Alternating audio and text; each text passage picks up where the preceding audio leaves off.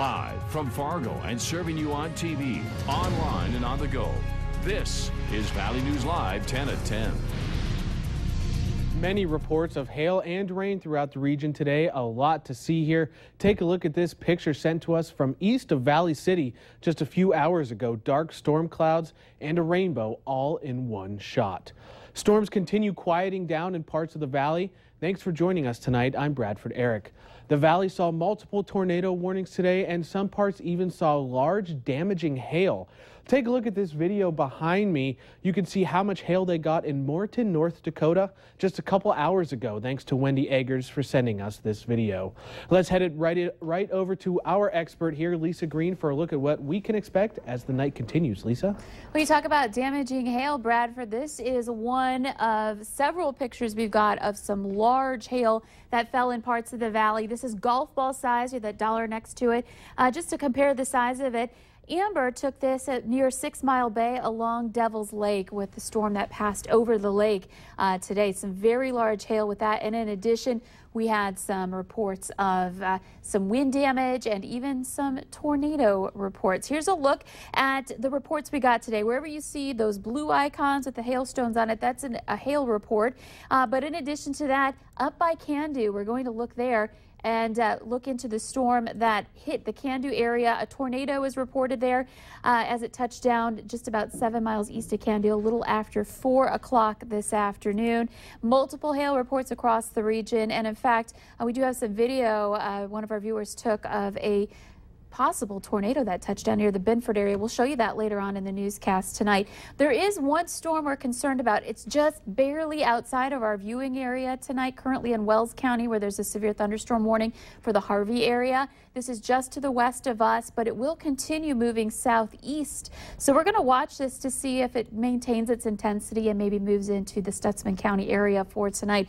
But otherwise, things are really quieting down for us this evening. We should be able to get a good night's sleep, Bradford, but you'll want to stick around because we have more strong storms on the way as we wind down our weekend and move into the work week. Okay, thank you so much, Lisa, for keeping us up to date and safe all day today. And remember, you can stay up to date on the weekend weather conditions anytime on your smartphone or tablet.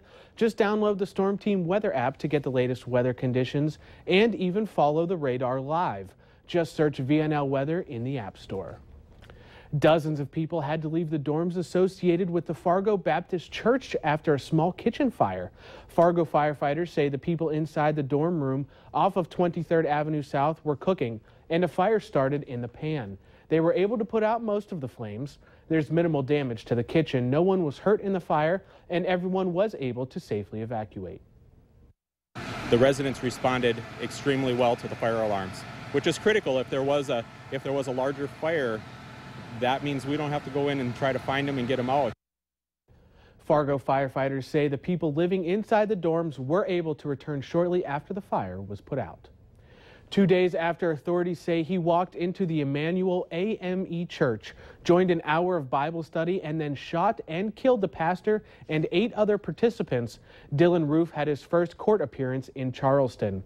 Roof is charged with 9 counts of murder and 1 count of possession of a weapon. At his hearing, Dylan Roof stood shackled in a small room, armed guards behind him appearing by video from the jail. Through most of it, he kept his eyes down and had little to say.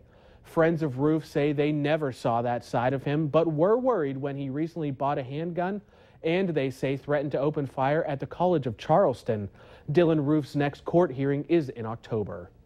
A lifelong Fargo native is a World War II vet, lived in the Great Depression as a child, and holds a French knighthood. But one of his greatest roles is being a father. Valley News Team's Macy Enger learned why he believes the role of being a dad has changed over the years.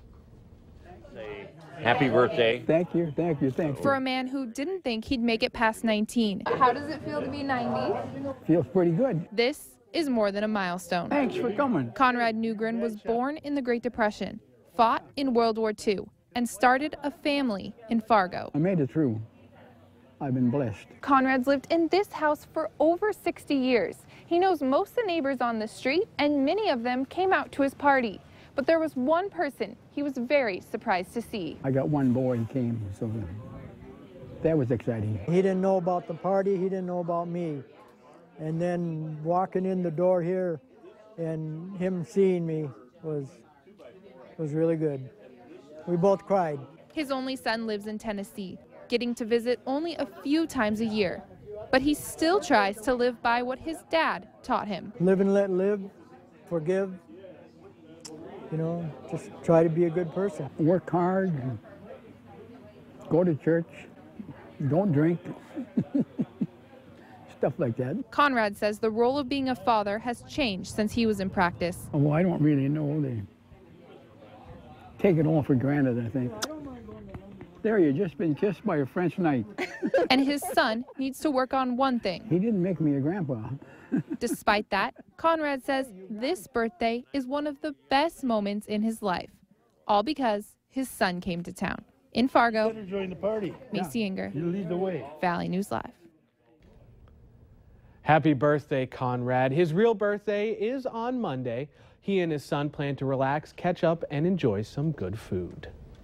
Valley News.